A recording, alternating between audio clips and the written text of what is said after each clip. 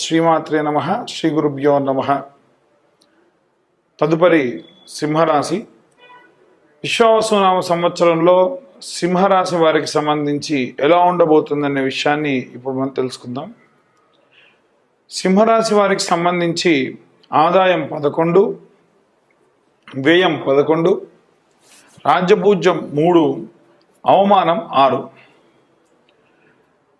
వీరికి అష్టమంలో శనిగ్రహ ప్రభావం వలన మానసికమైనటువంటి ఒత్తిడి,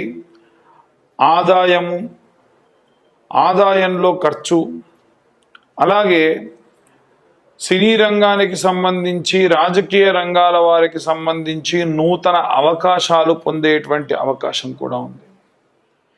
గతంలో వీరు చేసినటువంటి పరిశ్రమకి కష్టానికి సంబంధించి మంచి సత్ఫలితం పొందేటువంటి అవకాశం కూడా సినీ రాజకీయ రంగాల వారికి కనిపిస్తూ ఉంది. నూతన సంవత్సరంలో ఈ రాశి వారికి అవకాశాలు అందిపుచ్చుకుంటారు. ఏ పాటి కొంచెం ఛాన్స్ ఉన్నా దాన్ని యూటిలైజ్ చేసుకుంటూ ఉంటారు. అలాగే కెరీర్ పరంగా ప్రత్యేక శ్రద్ధ వహిస్తూ ఉంటారు. అలాగే ఈ రాశి వారికి శనిగ్రహం 7, 8వ స్థానంలో సంచరించడం వలన వ్యక్తిగతమైనటువంటి పనులు ఆలస్యం అయ్యేటువంటి అవకాశం ఉంటుంది. ఉదాహరణకు మీరు ఏదైనా మీ ఆర్గనైజేషన్లో పనిచేస్తే మీకు పని అప్పగిస్తే టక్మన్ అయిపోతుంది. అరే నేను అన్ని పనులు చాలా బాగా చేస్తున్నా కదా అని చెప్పి మీ పనులు ఏవైనా ముందర వేసుకుంటే మాత్రం లేట్ అవుతుంది. ఇది సాధారణంగా శనిగ్రహ ప్రభావం వలన జరిగేటువంటి ఇబ్బందులు. ఆరోగ్య సమస్యల వల్ల కాస్త ఇబ్బంది పడేటువంటి అవకాశం ఉంది. అలాగే శని అష్టమ స్థానంలో సంచరించడం వల్ల, అందుకే అష్టమ శని అంటూ ఉంటారు.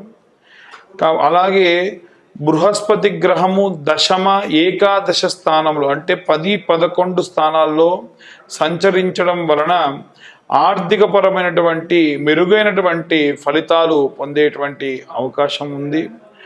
ఈ యొక్క ఏడాది ద్వితీయార్థంలో అంటే ఆఖరణ చూసుకున్నట్టయితే ఎక్కువగా శుభ ఫలితాలు వచ్చేటువంటి అవకాశం ఉన్నాయి. వ్యాపారానికి సంబంధించి గత ఏడాదిలో సింహరాశి వారికి ఆర్థిక పరంగా మెరుగైన ప్రయోజనాలు జరిగి ఉంటాయి. ఈ సంవత్సరంలో కూడా ఆ పరంగా ఆర్థిక పరంగా గత సంవత్సరంతో చూసుకుంటే చాలా అద్భుతంగా ఉంటుందని చెప్పొచ్చు. డబ్బు పరంగా ఇబ్బంది కాదు కానండి, పనిలో ఒత్తిడి, వీరి మీద పెట్టుకున్న ఎక్స్పెక్టేషన్స్ రీచ్ కాకపోవడము, అలాగే గురువు 11వ స్థానంలో సంచరించడం వలన ఆదాయ వనరులకు సంబంధించి అంటే గతంలో మీకు వచ్చే ఆపర్చునిటీస్తో పోలిస్తే ఇప్పుడు ఆపర్చునిటీస్ తగ్గొచ్చు. డబ్బు అలాగే ఉంటుంది కానీ ఆపర్చునిటీస్ తగ్గొచ్చు. అలాగే ఈ యొక్క శనిగ్రహము సంచారం వలన ధనలాభం కలిగిన తలవని తలంపుగా బంధువుల వలన కానీ స్నేహితుల వలన కానీ ఏవైనా ఖర్చు అయ్యేటువంటి అవకాశం అధికంగా కనిపిస్తుంది. అలాగే బదిలీలు జరిగేటువంటి అవకాశం. ఇప్పుడు అంతా బాగుంది, ఉద్యోగస్తులకు మాకేం ఖర్చు అంటే మీకు ప్రమోషన్ వస్తుందండి అని చెప్పి ట్రాన్స్ఫర్ చేస్తారు. అక్కడ నూతన వాతావరణము, కొత్త ప్రదేశము, ఎలా ఉండాలో తెలియదు, మీ కుటుంబ సభ్యులు ఎలా ఉంటారో తెలియదు, ఇరుగు పొరుగు వారు ఎలా ఉంటారో తెలియదు. వీటికి సంబంధించి మానసికమైన ఆందోళన, లేదా ఆఫీస్లో ఉన్న వాళ్ళు ఇంకొక ఆఫీస్కి మారడము, ఒక చిన్న కొట్టులో పనిచేసే వాళ్ళు ఉద్యోగం మాని ఇంకొక దాంట్లోకి వెళ్ళిపోవడము, అప్పటి వరకు చాలా సెక్యూర్డ్గా ఉన్న వాళ్ళు కాస్త కష్టపడేటువంటి ప్రదేశంలో పనిచేసేటువంటి అవకాశం అధికంగా కనిపిస్తుంది. అలాగే రైతులకు సంబంధించి 7వ స్థానంలో అలాగే 8వ స్థానంలో శని సంచారం వలన రైతులు ఇబ్బంది పడేటువంటి అవకాశం ఉంది. అలాగే ప్రతికూల పరిస్థితులతో పాటు కొన్ని అనుకూల పరిస్థితులు ఉన్నప్పటికీ వీరు గమనించారంటే ఎవరైనా మంచి అవకాశం ఇస్తే, మంచి ఆపర్చునిటీ ఇస్తే, ఈసారి పంట నువ్వెందుకు వేయడం, నేను కౌలుకు తీసుకుంటా అంటే అమ్మో నేనే పంట పండించుకుంటే నాకు బాగా వస్తుందేమో అన్న ఉద్దేశంతో కౌలుకు ఇవ్వకపోవడం, దానివల్ల నష్టపోవడం, అరే ఆ రోజు ఇచ్చుంటే బాగుంటుందేమో అనుకోవడం, రిస్కులు ఫేస్ చేయడము, ఏవైనా సరే ఇంకొంచెం పెట్టుబడి పెడితే పంట ఇంకొంచెం దిగుమతి ఎక్కువ వస్తుందేమో అని ఇంకొంచెం పెట్టుబడి పెట్టడము, కాస్త ధర కూడినటువంటి ఎరువులు వేయడము, అలాగే వ్యాపారస్తులకు సంబంధం అంటే రైతుల్లో ఏమైనా ధాన్యం అమ్మేటువంటి వాళ్ళు కూడా నష్టపోయే అవకాశం కూడా ఉంది. ఏదైనా సరే సేంద్రియ ఉత్పాదులు కానీ లేకుంటే సేంద్రియ పరంగా వ్యవసాయం చేయడం వల్ల కూడా కాస్త ఇబ్బంది పడే అవకాశం కనిపిస్తుంది. ఎవరిని కూడా గుడ్డిగా నమ్మి నిర్ణయాలు తీసుకోవద్దు. పలానా వాడు చెప్పాడు ఇది వాడితే బాగుంటుంది, పలానా వాళ్ళు చెప్పారు కాబట్టి మనం ఈ ఎరువులు వాడదాము, ఈ పరంగా మనం పంట వేసుకుందాము అని ఎక్కువగా మిర్చికి సంబంధించినటువంటి వారు నష్టపోయే అవకాశం ఉంది. ఈసారి మిర్చి పంట కానీ లేకుంటే మొక్కజొన్న కానీ లేకుంటే పామాయిల్కి సంబంధించి నష్టపోయే అవకాశం ఉంది. సింహరాశి వారికి సంబంధించి కుటుంబ సభ్యులతో సంబంధించి అనుకూలంగా ఉంటుంది. గురుగ్రహ శనిగ్రహ ప్రభావం వలన ఇంట్లో ఉన్న వారితో ప్రశాంతమైనటువంటి వాతావరణం ఉంటుంది. అలాగే కుటుంబ సభ్యుల్లో ఎవరికైనా వివాహం కాకపోతే వివాహం అవడం, మీ జాతకులకే వివాహం కాకపోతే కూడా వివాహం అయ్యే అవకాశం ఖచ్చితంగా ఉంటుంది. అలాగే గురుగ్రహం 11వ స్థానంలో ప్రవేశించడం వలన ఏవైనా సరే గత ఏడాదిలో ఏవైనా వచ్చినటువంటి సంబంధాలు ఏవైనా వస్తే అవే పునరావృతం చేయడం, మళ్ళీ మీ దాకా రావడం, ఈసారి కాస్త సానుకూలంగా వాటి గురించి స్పందించేటువంటి అవకాశం కూడా ఉంది. ఇక ఎవరైతే విద్యారంగంలో ఉన్నారో విద్యార్థులకు సంబంధించి గురువు 9వ స్థానంలోకి సంచరించడం వలన, అదేంటండి ఇందాకేమో సప్తమం అన్నారు, తర్వాత అష్టమం అన్నారు, ఇప్పుడు 9 అంటున్నారంటే, నేను చెప్పేది సంవత్సరం మొత్తంలో గురువు ఒక చోట ఉండడు కదా, ఆయన ప్రయాణం కొనసాగిస్తూ ఉంటాడు. కాబట్టి అప్పుడు ఈయన 9వ స్థానంలోకి చేరడం వలన విద్యార్థులకు సంబంధించి పోటీ పరీక్షల్లో ఉత్తీర్ణత, ఇదంతా ద్వితీయార్థంలో జరుగుతుంది. మొదటి 6 నెలల్లో ఇలాంటివి కాకుండా ద్వితీయార్థంలో జరిగే అవకాశం అధికంగా కనిపిస్తుంది.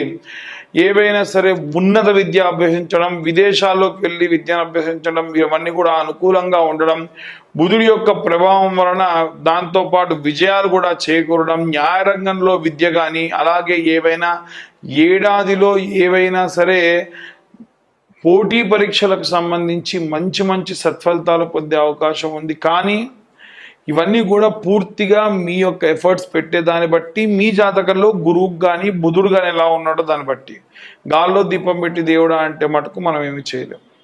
అలాగే నూతన సంవత్సరంలో సింహరాశి వారికి సంబంధించి ఆరోగ్యపరమైనటువంటి విషయానికి వస్తే, 8వ స్థానంలో శనిగ్రహ సంచారం వలన భుజముల నొప్పులు, మోకాల నొప్పులు, బోన్స్కి సంబంధించిన నొప్పులు, చిన్న వయస్సు వాళ్ళు కూడా నడుము నొప్పులని, డిస్క్ ప్రాబ్లమ్స్ అని ఇబ్బంది పడేటువంటి అవకాశం ఉంది. వీలైనంత వరకు ఒత్తిడి తగ్గితే ఇవన్నీ కూడా బాగానే ఉంటుంది. మనకై మనం వెళ్ళి ఒత్తిడిని తలపై వేసుకొని ప్రమోషన్స్ అని లేకుంటే ఉద్యోగంలో బదిలీలని మనపై మనం ఆ ఒత్తిడి వేసుకోవడం వల్ల ఈ యొక్క ఆరోగ్యపరమైనటువంటి ఇబ్బందులు బాగా జరిగేటువంటి అవకాశం ఉంది. అలాగే ఆరోగ్యం పట్ల ఖచ్చితంగా శ్రద్ధ వహించాలి.